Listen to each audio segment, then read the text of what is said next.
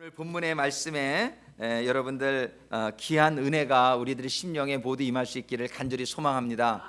오늘 본문의 말씀에 보면은 세례 요한의 얘기가 나오고 있어요. 세례 요한과 또 그분을 통해서 하나님이 주신 메시지를 통해서 오늘 저희들의 삶 속에 적용되어지는 귀한 교훈이 우리들의 임하기를 간절히 소망합니다. 오늘 본문이 이렇게 시작을 해요. 디베리오 가이사, 이 사람은 영어로 말하면 티베리우스 시저, 시저라는 말은 황제, 그 당시 로마 황제를 의미하고요. 그 다음에 세 명의 왕이 이렇게 리스팅이 됩니다. 본디오 빌라도 유대 총독이 거기 나와 있고요.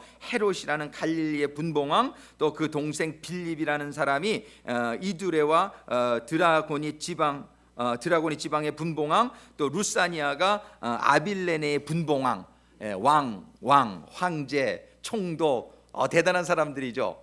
이런 사람들이 쫙 리스트가 되고 나서는 2절에 보니까 대제사장으로 안나스와 가야바가 이렇게 리스팅이 쫙 되고 있습니다. 우리가 이렇게 봐도 그분들은 아주 세상적인 권력을 가지고 있고 아주 굉장히 대단한 그런 인물들이었으면 볼 수 있어요. 그런데 그 다음에 무슨 말씀이 기록되어 있냐면, 그런데 하나님의 말씀이 빈들에서 거하고 있던 사가랴의 아들 요한에게 임한지라. 이 왕들의 화려함, 대제사장도 굉장히 화려하지요. 옷도 막 화려하게 입고 화려한 직책에 있는 사람이죠. 근데 그런 사람들이 아니라 빈들에서 아주 초라하게 거하고 있던 세례 요한에게 하나님의 말씀이 임한지라. 여러분들 뭔가 좀 이렇게 깨달아지는 바가 있지 않습니까? 우리들은 이 세상의 영화도 참 좋지요. 영화도 좋지만 그 영화들 때문에 그런 게 걸림돌이 돼서 하나님의 말씀을 받지 못하는 자가 되기보다는 우리가 빈들에 있어도 하나님의 말씀이 임한 자가 진정한 축복받은 자임을 믿습니까? 아멘. 아멘 소리가 별로 안 나네. 세상의 영화가 더 좋아요? 네, 세상의 영화도 받고 말씀도 받으면 아멘. 그러면 아주 최고로 좋을 것 같아요.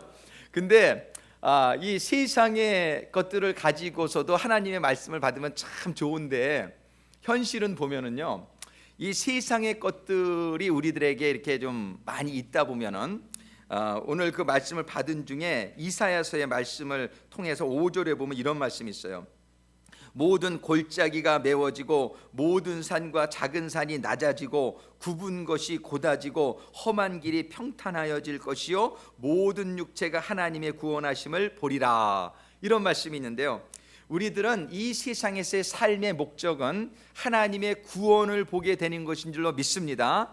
근데 이 구원, 하나님의 구원을 우리가 소유하게 돼야 되는데, 그 구원을 받은 자가 되고 구원을 보는 자가 되고 구원을 누리는 자가 돼야 되는데, 이것을 그 구원에 이르는 것을 방해하는, 거기에는 골짜기도 있고 산도 있고 길도 굽은 길이 있고 막 험난한 길도 있고 이런 것이에요. 이런 게 있다는 것이에요. 근데 이런 것들이 다 평탄하게 지고 구원을 얻는 것, 이것이 하나님의 말씀에 오늘 궁극적인 요지고요. 이러한 구원들이 우리들에게 다 임하게 되기를 원하는데, 이 세상에요, 우리가 가진 것들이 자칫 잘못하면 그 구원을 바라보는, 그 구원의 길을 가는 것을 방해하는 골짜기도 될 수가 있고, 걸림돌이 되는 산이 될 수도 있고요.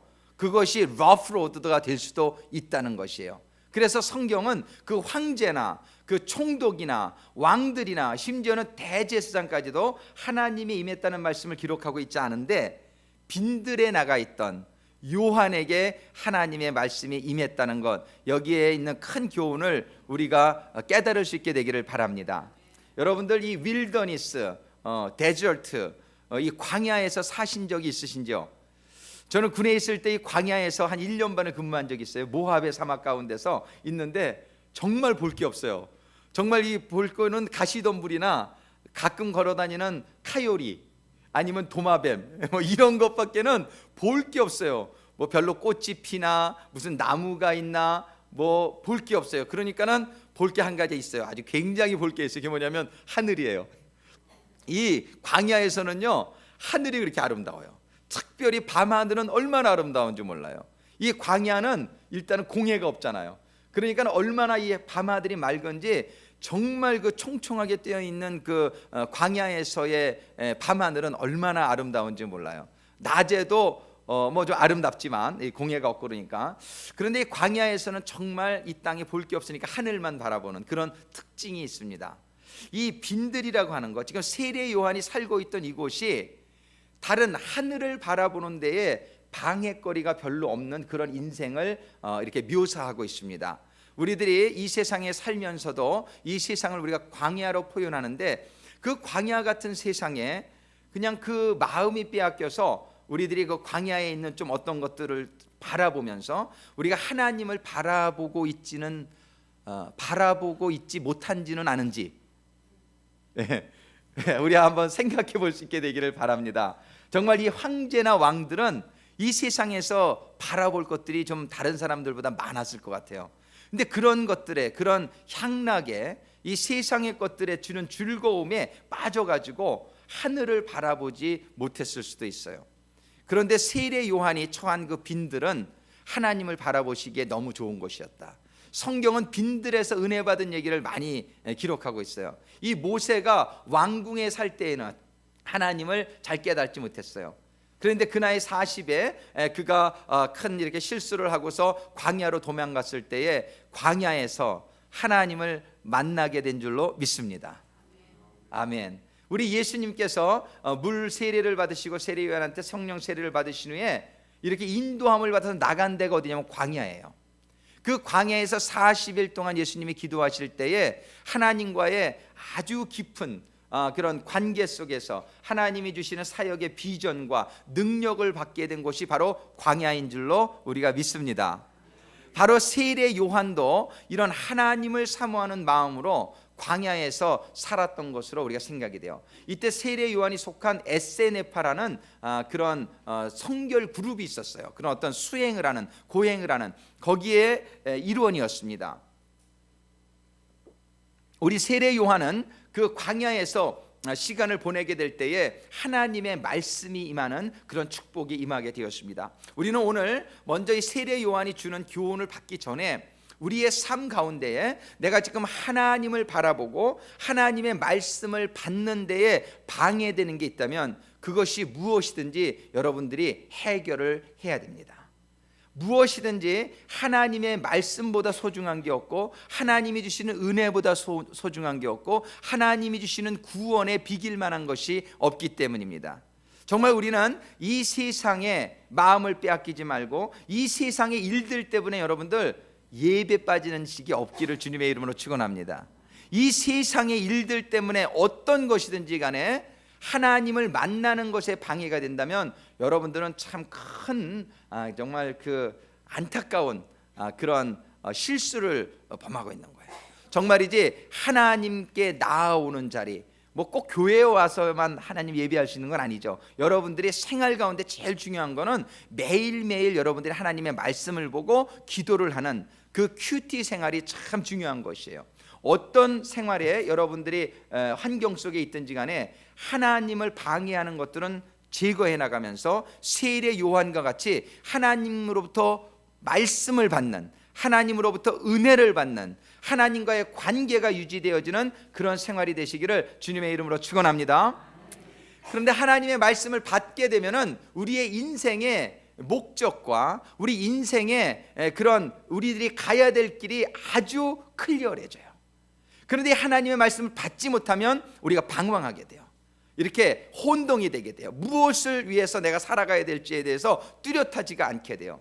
그런데 세례 요한은 하나님의 말씀을 받게 되었을 때에 오늘 그 말씀을 받을 때 하나님의 뜻, 하나님이 세례 요한과 모든 우리 하나님의 백성들을 향한 하나님의 뜻은 무엇이냐면 6절에 있는 말씀이란 말이에요. 모든 육체가 하나님의 구원하심을 보리라. 할렐루야. 이것이 하나님의 우리들을 향한 뜻인 것을 우리들 깨닫게 되기를 바랍니다.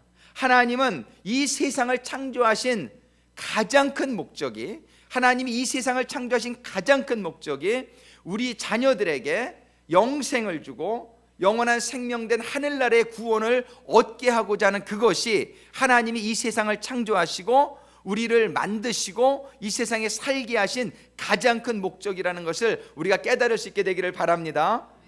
정말이지 우리가 너무나 이 소중한 가장 큰 선물, 이 선물을 잊어버리고 이 작은 것들에 이 세상에 마음이 빼앗겨서 가장 소중한 것을 받지 못하게 된다면 그것처럼 안타까운 게 없단 말이에요. 이 세상도 좋지만 하나님의 작품이니까 참 좋은 게 많죠. 그런데 하나님이 계시는 천국은 더 좋은 곳인 것을 믿으시기를 바랍니다. 이 세상에 우리 육신도 참 아름답지만 우리가 그 고린도전서 15장에 보면은요, 우리가 부활하게 될 때에 이 약한 몸, 우리가 얼마나 병들고 이 세상에서는 이 피곤해지고 이 몸이 약한 부분이 많습니까? 그런데 우리가 부활해서 천국 갈 때는 하나님께서 강한 몸으로, 이 욕된 몸이 아니라 이제 변화되고 신령한 몸으로, 정말 우리가 고통받는 몸이 아니라 너무나 아름답고 너무나 영원한 생명을 가진 그런 몸으로 바뀌어진다라고 얘기하잖아요. 우리가 이게 성경에서 천국에 들어가서 사는 삶을 소망하고 그 천국만은 정말 우리들이 깨닫고, 그래 진주장사가 그 진주를 깨달았을 때에 온 재산을 다 팔아 가서 그 밭을 사버렸다는 거 아니에요. 천국은 그렇게 소중한 곳인 줄로 믿습니다. 여러분들이 이 세상에서 여러분들 하나님께서 주신 그 축복 때문에 그것에 마음이 빼앗겨서 이 천국, 더 좋은 것, 하나님의 영원한 생명과 구원에 마음이 흔들리거나 거기서 중심이 벗어나지 않게 되기를 주님의 이름으로 축원합니다. 더 크게 아멘 하시기 바랍니다. 아멘. 그래서 우리가 이 천국을 향해서 가는데 오늘 세례 요한을 통해서 하나님께서 이 천국을 가는 데 있어서 아주 가장 중요한 메시지를 오늘 전해주시고 있어요. 그것은 무엇이냐면 이 천국을 가는 데 있어서 가장 중요한 게 뭐냐면은 죄의 문제의 해결이라는 거예요. 우리가 이 죄의 문제의 해결, 우리가 모두 죄를 짓지 않습니까? 그런데 이 죄를 깨닫고 이 죄로부터 승리하고 이 죄로부터 완전히 벗어나서 우리가 오늘 본문의 말씀에 보면 8절에 그러므로 회개에 합당한 열매를 맺고, 회개에 합당한 열매를 맺는 그런 생활이 이루어져서 우리가 이 구원에 하나님이 우리에게 뜻하시고 이루게 받게 하고자 하시는 이 온전한 구원에 조금도 부족함이 없게 하시고자 하는 것이 하나님의 뜻인데, 이 하나님의 뜻 구원에 이르기 위해서 해결해야 될 것이 죄의 문제라는 사실이에요. 이 죄의 문제만 우리가 온전히 해결을 하면은 우리들은 정말 이 세상에서 가장 보람 있는 삶을 사는, 하나님께 가장 기쁨을 드리고 하나님께 가장 영광을 드리는 그런 삶을 살 수 있단 말이에요. 근데 이 죄의 문제의 해결이 오늘 본문의 말씀을 통해서 또 관계된 말씀들을 통해서 깨달을 수 있게 되기를 바라요.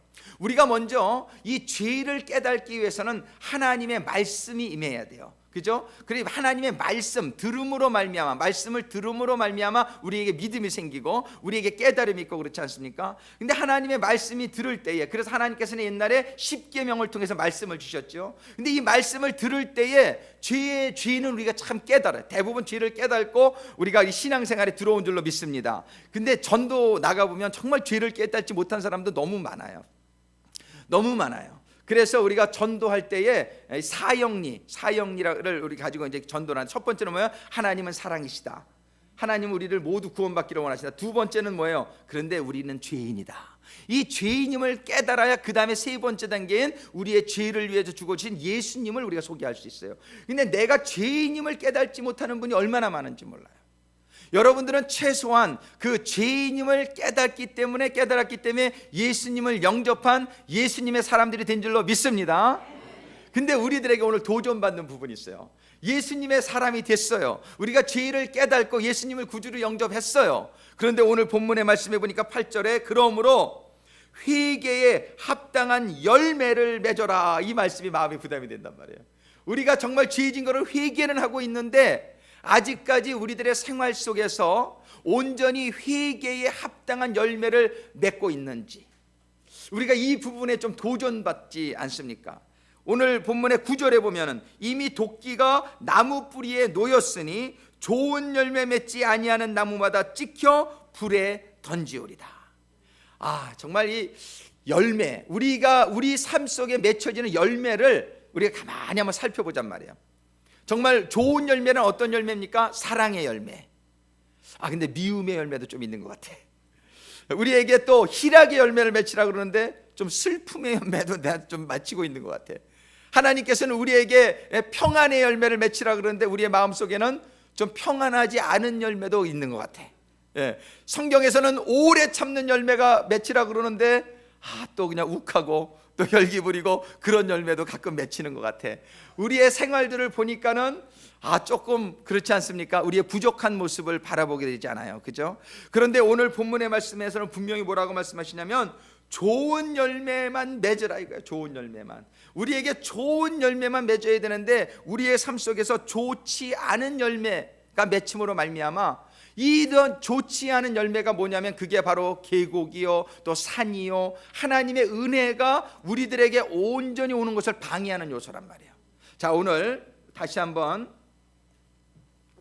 우리가 어떻게 하면 좋은 열매를 맺어서, 오늘 말씀의 요지는 여기에 있습니다. 어떻게 하면 우리가 좋은 열매를 맺어서 우리의 길이 다 평탄케 이루어져서 우리가 하나님의 은혜가 우리에게 확 내리는, 제가 어저께 세례 요한이 광야에서 말씀을 받는 그 장면을 그린 한국 사랑의 교회의 어떤 그 선교회, 무슨 그림 선교인가 미술인 선교회, 미술인 선교회 그림을 어떻게 우연히 보게 됐어요, 인터넷으로.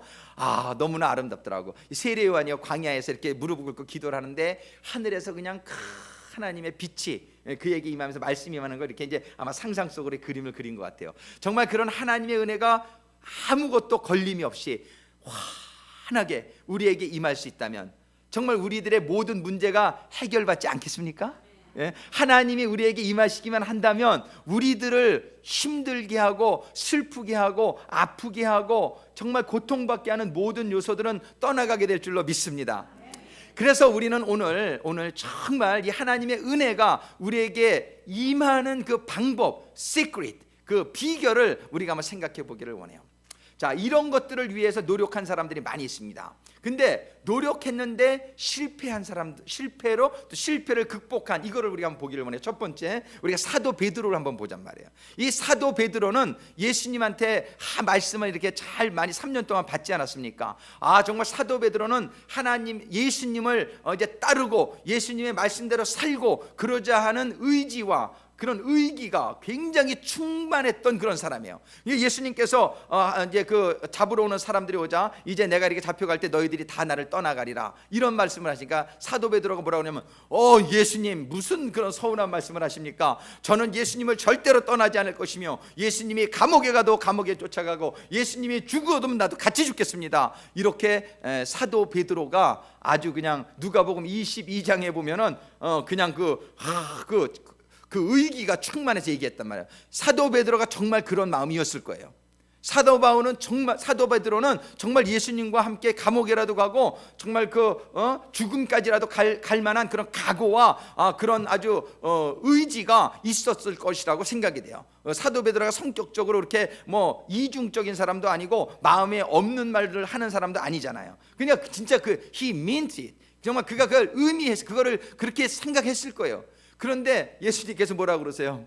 베드로야, 오늘 새벽닭이 울기 전에 내가 3번 나를 부인하리라.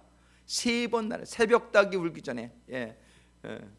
그러니까는 사도 베드로가 그게 무슨 말씀인가 그랬을 거예요. 근데 정말로 예수님께서 잡혀가자 그 대제사장의 뜰에 그걸 구경하러 갔던 사도 베드로는 그죠? 3번이나 예수님을 부인하게 되는데 정말 나중에는 저주까지 해요. 예수님은 나 그 사람 모른다고 왜 막 그러면서 그 여자 종에게 또 어떤 지나가는 사람이 말할 때 또 어떤 다른 사람이 또 말할 때 3번씩이나 부인하게 됩니다.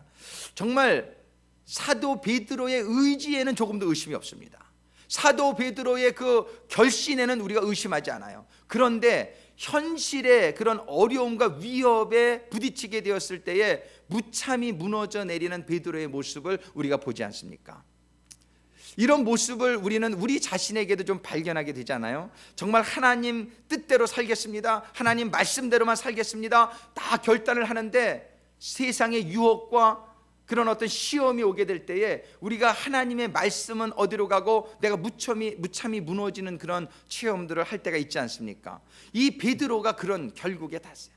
그런데 그렇게 무너진 베드로, 그런 무너진 베드로, 또 이런 사람이 또 하나 있죠. 우리 사도 바울을 보잔 말이에요. 정말 베드로와 바울은 사도 중에 사도요, 정말 1등 수제자들 아닙니까? 정말 사도 바울은 얼마나 많은 그런 하나님의 일을 했던 그런 사람이냔 말이에요. 정말 우리게 평범한 사람들에 비하면은 정말 사도 베드로나 바울은 굉장히 위대한 사람이었음에도 불구하고 베드로도 이렇게 무너지는 모습을 보고요, 사도 바울도 보면은 로마서 7장에 그런 말씀을 기록해요. 한번 같이 읽어볼까요? 로마서 7장에 보면은 사도 베드로가 21절에 이런 말씀을 해요.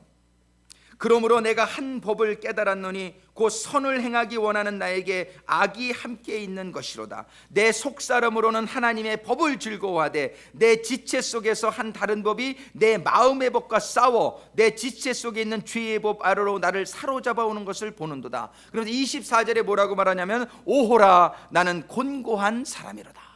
예, 사도 바울이 정말 자기의 모든 그 의지와 자기의 실력과 노력을 다해서 하나님의 말씀대로 살고자 했는데 그 결과는 무엇이냐면은 오호라 나는 곤고한 자로다. 무참히 무너지는 자신을 발견한 것을 보게 됩니다.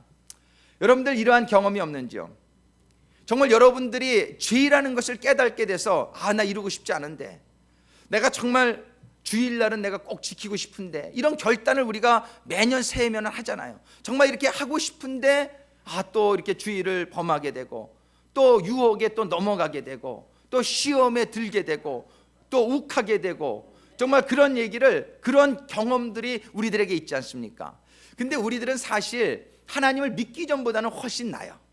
훨씬 난데 하나님을 이렇게 믿다 보면은 완벽해지고자 하는 그런 마음을 하나님이 주신단 말이에요. 그래가지고 사실은 비교해 보면 옛날보다는 훨씬 나요. 우리가 훨씬 난데 딱 한 2% 부족해. 근데 그 2%, 2% 부족한 것 때문에 우리가 괴로운 거예요. 왜? 우리는 정말 주님이 말씀하신 대로 내가 온전한 것과 같이 너희도 온전하라. 정말 주님이 이런 명령을 주셨기 때문에 그 완전하고 싶은 거예요. 정말 그 자그마한 죄도 내가 그 마음에 걸리는 거예요. 그런데 그거를 내 스스로 이길 수 없는, 감당하지 못하는 자신을 발견하게 될 때에 우리가 어떤 생각이 드냔 말이에요. 나는 안 되나 봐. 나는 안 되나 봐.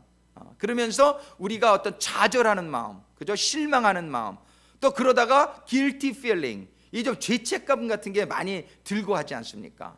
예, 저는 정말 제가 요즘 들어서 이 은혜를 많이 강조하는데, 제가 사실은 이렇게 열심을 제가 하다가 이제 guilty feeling 때문에 못 살겠더라고요. 내가 그래도 목회자인데, 내가 사관인데, 예? 기름 부음 받은 종인데 내가 왜 또 이렇게 넘어지나, 내가 또 왜 이렇게 그러니까는 너무너무 괴로운 거예요. 그래가지고서 하나님, 저 기도도 하겠습니다. 그리고 막 기도하고 또 막 그냥 이제 제가 이겨낼 수 있도록 도와주세요. 그러고서 이제 막 이제 기도하고 하는데 온전히 이게 안 되는 거예요. 이 내 생활 속에서 정말 내가 온전해지지 못한 내 자신을 발견하는데, 제가 최근에 들어서 이렇게 말씀을 이제 은혜를 받으면서 이제 깨닫게 된 것이 무엇이냐면, 내 의지가 너무 강할 때는요, 내 의지가 강할 때는 하나님이 나한테 역사를 못 하세요. 그래서 어느 정도 내 의지를 빈들과 같이 만들어 버릴 필요가 있어요. 우리들의 의지 가지고서는 안 된다. 예.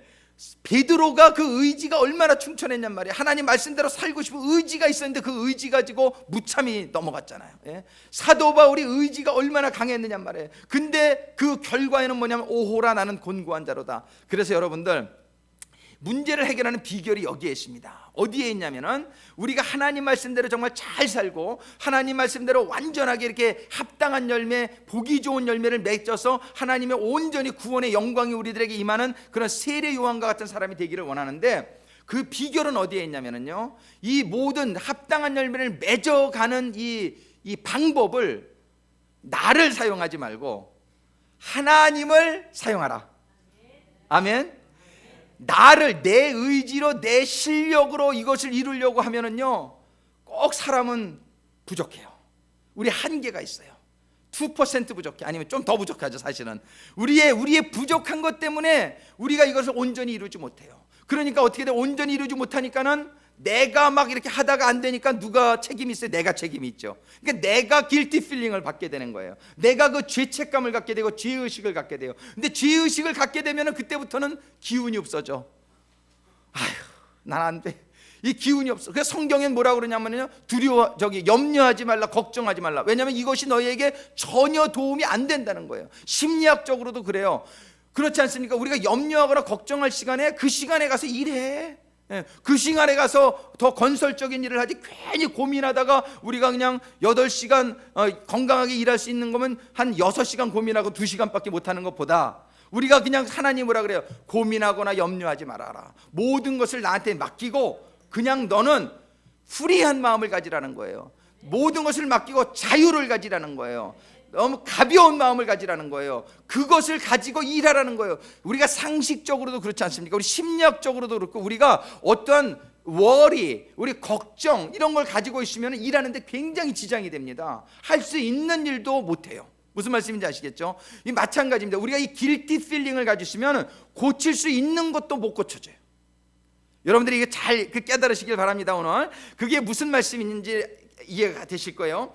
지금 우리들이 어떤 죄를 이렇게 또 쓰러지고 또 시험에 들고 또 실패하게 됐을 때에 여러분들이 그거를 가지고 갈 때가 있어요.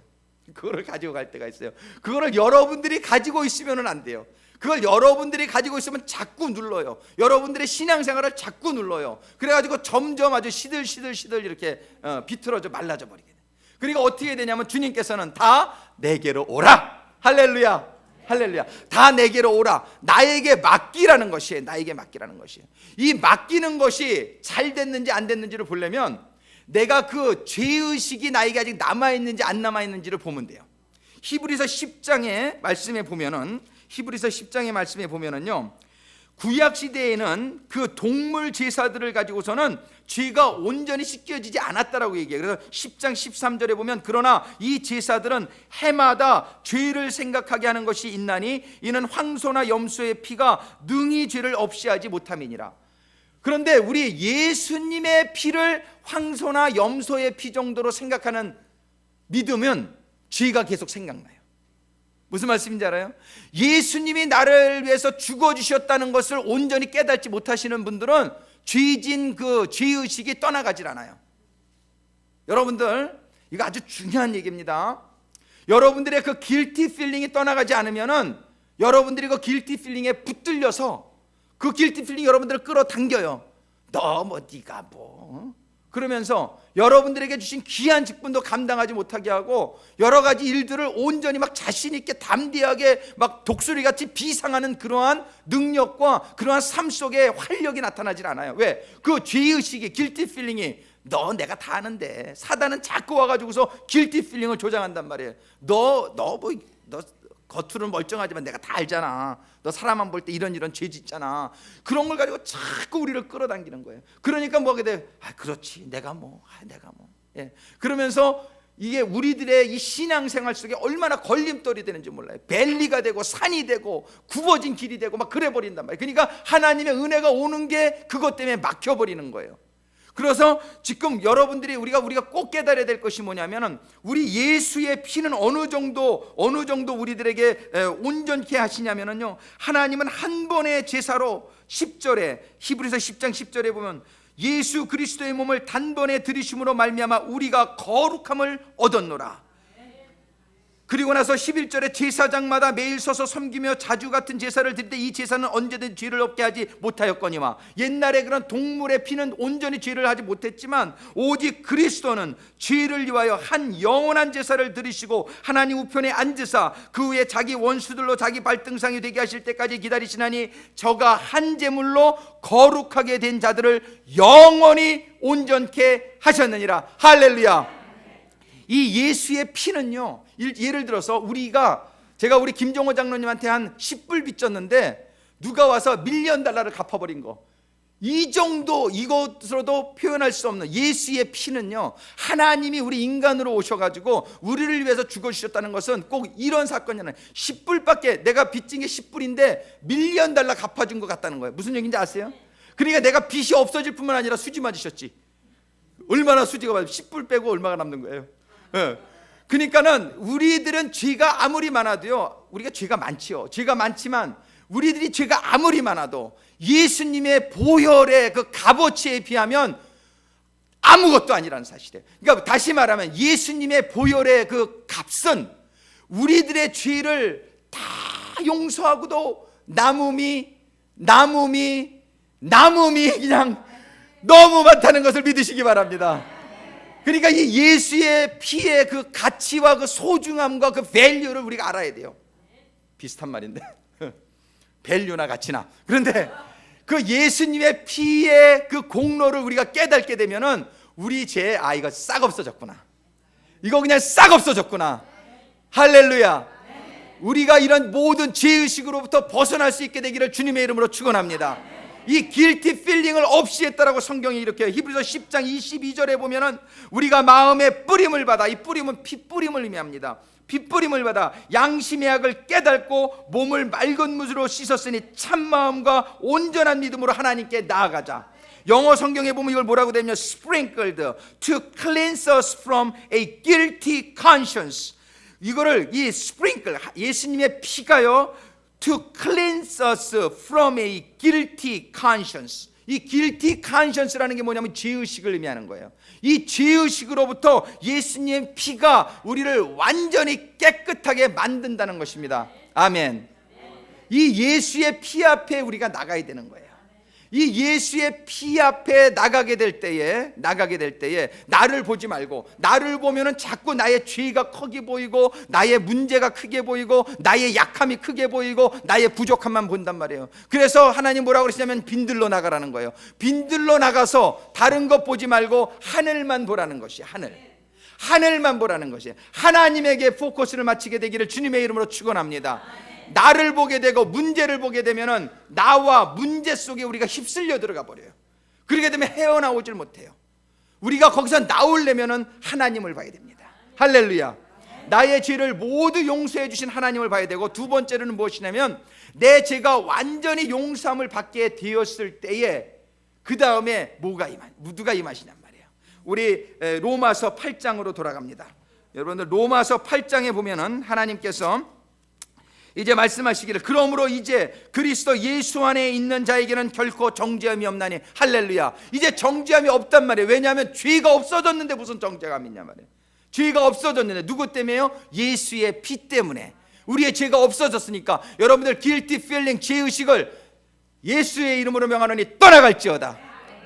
모든 죄의식은 떠나갈지어다.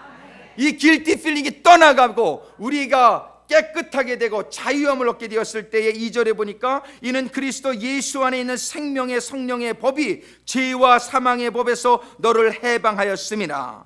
이 죄와 사망의 법이 뭐냐면은 우리들이 뭐 하라 이런 거란 말이에요. 우리들은 뭐 하라 그럴 때에 그 하지 못할 때에 우리가 guilty feeling, 10계명이 있는데 10계명대로 살지 못하고, 하나님이 합당한 열매를 맺으라 그러는데 맺지 못하고, 이런 모든 하나님의 법들은 하나님의 법들이 틀린 게 아니지만 그런 하나님의 법들은 우리들에게 guilty feeling을 가져, 죄인임을 깨닫게 한단 말이에요. 근데 거기에 남아있으면 안 된다는 거예요. 거기에 남아있으면 안 되고 예수의 피, 그래서 이제 그리스도 예수 안에 있는 자에게는 예수의 피로 말미암아 우리는 모든 정죄함이 떠나가게 된 줄로 믿습니다. 왜냐하면 예수님께서 내가 그 정죄를 받았다는 거예요. 예수님께서 우리의 고통을 받았다는 것이에요. 예수님께서 채찍에 맞음으로 우리의 병나음이 입게 되었다는 것이에요. 예수님의 창에 찔림으로 우리의 허물이 온전케 되었다는 것이에요. 예수님이 죽어주심으로 말미암아 우리의 죄값이 완전히 거기에 페이가 됐다는 거예요. 거기에서 치러졌고 이제 우리는 완전히 자유함을 얻게 된. 할렐루야. 그래서 예수 안에 있는 생명의 성령의 법이 죄와 사망의 법에서 너를 해방하였느니라. 할렐루야. 이제 사도 바울의 문제가 해결됐어요. 사도 바울이 자기 자신을 돌아보게 되었을 때에는 오호라 나는 곤고한 자로다, 그렇게 그의 삶이 결과되어졌지만 그가 예수의 피를 바라보게 되었을 때에 그는 온전히 깨끗함을 받게 됐다는 사실을 새롭게 깨닫게 되었고, 그때에 하나님의 성령이 임하게 되는 것, 다시 말하면 은혜가 임하게 되는 것이에요. 세례 요한에게 광야에서 하나님의 말씀이 임하게 된 그런 사건이 사도 바울에게 임했던 것이에요. 그러자 사도 바울이 그때부터는 할렐루야, 할렐루야, 곤고한 자가 아니라 이제는 하나님의 은혜로 사는 자, 하나님의 능력으로 사는 자, 하나님의 지혜로 사는 자, 영원한 생명으로 사는 자가 된 줄로 믿습니다. 베드로가 실패했죠. 그때에 근데 누가복음 22장을 잠깐 보겠어요. 누가복음 22장을 보니까 61절에 60절부터 읽겠습니다. 베드로가 가로되 이 사람아 나는 너 하는 말을 알지 못하노라. 방금 말할 때에 닭이 곧 울더라. 세 번째 부유기나고 나서 닭이 울었을 때에 61절에 누가복음 22장 61절에 보니까 주께서 돌이켜 베드로를 보시니, 그때에 주님께서 베드로를 이렇게 보십니다. 주님이 베드로를 어떻게 보셨을까요? 이런 못난 놈, 이런 실패한 놈, 이렇게 보셨을까요? 안 그러셨을 거예요. 베드로야, 괜찮다, 괜찮다. 베드로야, 내가 너 용서한다. 내가 너 그럴 줄 알고 있었어. 너는 너 자신을 과신했지만 사실 사람의 그런 의지는 이 위협 앞에서 약해질 수 있는 거야. 내가 이해한다. 그런 눈빛으로 주님이 베드로를 바라보지 않았을까 싶어요. 그때에 만약에 주님이 판단하는 눈빛으로 봤더라면 베드로가 좀 시험 들었을 거예요. 아, 그렇다고 또 뭐 그래? 그리고 그런데 베드로가 보니까 주께서 돌이켜 베드로를 보시니 베드로가 주의 말씀 곧 오늘 닭 울기 전에 네가 3번 나를 부인하리라 하심이 생각나서 밖에 나가서 심히 통곡하니라. 심히 통곡하니라. 우는 것이 은혜인 줄로 믿습니다. 은혜가 되니 자기가 잘못을 깨닫고, 그런데도 불구하고 주님께서는 자기를 바라보시며 괜찮다라고 자기를 바라보시는 그 주님의 모습을 보게 될 때에 베드로가 정말 너무 주님께 미안하지 않았을까, 그런 생각이 들어요. 베드로는 이때에 깊은 회개 속으로 들어갑니다. 주님 말씀이 맞았군요. 저는 제가 이런 위험한 상황 속에서 이겨낼 수 있으리라고 생각했어요. 근데 주님 말씀이 맞았습니다. 저는 정말 어쩔 수 없는 이런 미약한 인간인 것을 이제는 깨달았습니다. 이제 저 의지하지 않겠습니다. 그런 깊은 뉘우침과 회개가 베드로에게 임하지 않았겠냐 말이에요. 베드로는 고향으로 돌아갑니다. 참 마음이 아팠어요. 근데 아직도 그에게 길티 필링이 남아있어요. 이 길티 필링을 해결하지 못할 때 그는 담대하게 이렇게 하나님의 그 예수님의 그거를 더 쫓아다니고 이렇게 결단하지 못하고 고향으로 내려가는 걸 볼 수 있어요. 왜? 아직 그에게 죄의식이 남아있기 때문에. 근데 예수님은 그 베드로를 찾아갑니다. 그리고 베드로에게 손짓을 하면서 베드로야, 내가 왔다. 혹시 잡은 고기가 있으면 좀 가져올래? 그거를 구우셔가지고 먹여주시면서 베드로에게 말합니다. 베드로야, 내가 나를 사랑하느냐? 베드로가 주님 아시잖아요. 제가 주님 사랑하는 거 아시잖아요. 3번을 주님이 물어보시고 대답을 들으시면서 베드로를 위로해 주시는 거예요. 베드로의 상처를 치료해 주십니다. 이제 나는 내가 나 사랑한다는 것만 기억한다. 너 괜찮아. 전에 지은 그거 나 하나도 기억 안 해. 너 회개했잖아. 괜찮아. 그리고 주님께서는 그 죄를 위해서 십자가에 달려 죽으시고 나서 그 베드로에게 성령이 임하게 하셨어요. 베드로가 새로운 인생을 살 수 있도록 인도해 주신 줄로 믿습니다.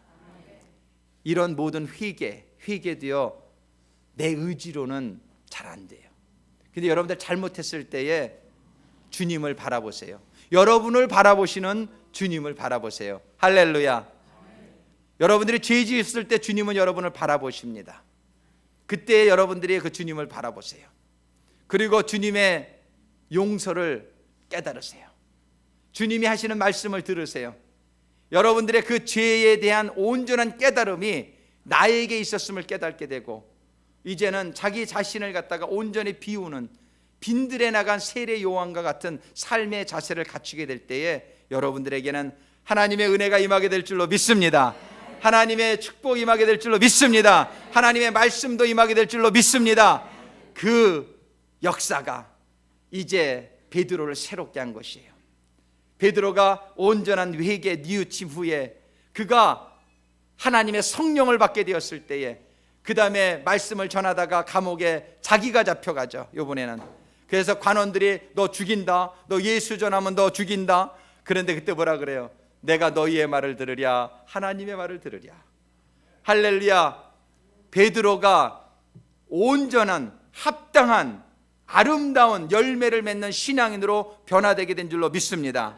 오늘 우리는 본문의 말씀을 통해서 정말 이 주시는 말씀이 우리들 한 사람 한 사람에 임하게 되기를 간절히 소원합니다. 우리들은 정말 온전한 회개를 통한 합당한 열매를 맺어서 하나님의 하나님의 구원의 이 축복이 우리들에게 풍성하게 맺혀지기를 원하는데, 이 과정 속에서 우리가 분명히 깨달아야 될 것은, 사도 베드로와 사도 바울을 통해서 우리가 배울 수 있는 것은 우리의 자신을 너무 신뢰하지 말라는 것이에요. 우리가 실수할 때에 먼저는 우리의 그런 모든 허물들을 위해서 이미 모든 허물의 값을 감당해 주신, 우리의 죄의 양보담도 훨씬 큰 그 가치가 있는 주님의 피를 우리의 쏟아주신 것을 우리가 바라봄으로, 믿음으로 말미암아 우리가 모든 죄의식 속에서 해방되기를 주님의 이름으로 축원합니다. 예수 그리스도의 피는 염소나 황소나 이런 동물의 제사의 피하고는 차원이 다른 피란 말이에요. 예수 그리스도의 피는 하나님의 피요, 예수 그리스도의 피는 성결한 피요, 예수 그리스도의 피는 너무나 귀한 피이기 때문에 이 예수의 피는 한 번의 그 제사로 우리 모든 인류의 죄를 다 씻게 해주시고 온전하게 해주신 줄로 믿습니다. 할렐루야. 이 이후에 정결하게 된 우리의 심령에 성령이 여러분들에게 임하기를 사모하실 때에, 그 하나님에게 간구할 때에 하나님의 지혜가, 하나님의 능력이 우리들의 삶 가운데에 모든 길티 필링으로부터 자유함을 얻고, 하나님이 주시는 그 생명과 하나님이 주시는 소망과 하나님이 주시는 능력을 가지고 우리가 아름다운 열매를 맺으며 하나님이 주시는 영원한 구원 속에 들어가게 될 줄로 믿습니다. 할렐루야. 아버지 하나님, 참으로 감사합니다. 오늘 주시는 말씀을 통해서 정말 저희들이 어떻게 하면 오늘 세례 요한이 주신 이 메시지대로 합당한 열매, 아름다운 열매를 맺어서 하나님의 영원한 자녀로 살게 되는지 그 비결을 다시 한번 저희들 깨닫게 해주시니 감사합니다. 아버지 하나님, 저희들 자신을 돌아보지 않게 하시고, 저희들이 죄의식 속에 묶여있거나 붙들려 있지 않게 하시고, 저희들을 위해서 고귀한 그 피를 흘려주신 주님의 보혈을 기억하며 저희들이 모든 죄는 씻음받았다는 온전한 믿음 속에서 이 죄가 다시는 생각나지 않도록 주님 도와주시옵소서. 그리고 우리의 성령의 능력이 저희들에게 임하게 될 때에 우리들 스스로의 의지와 실력으로는 감당할 수 없었던 유혹과 시험을 우리 주님의 은혜로, 우리 주님의 능력으로 저희들이 이겨나가며 사도 바울과 같이, 사도 베드로와 같이 아름다운 하나님의 자녀의, 아름다운 주님의 제자의 삶이 이루어지게 하여 주시옵소서. 오늘 말씀을 받은 성도님들을 기억하시고 한량없는 은혜로 축복해 주셔서 모든 질병들이 떠나가는 역사가 있게 하시고, 모든 저주와 모든 문제들이 떠나가는 역사가 있게 하시고, 하나님 자녀의 권세를 누리는 성도들만 되게 하여 주시옵소서. 예수님 이름 받들어 감사하며 기도드리옵나이다. 아멘.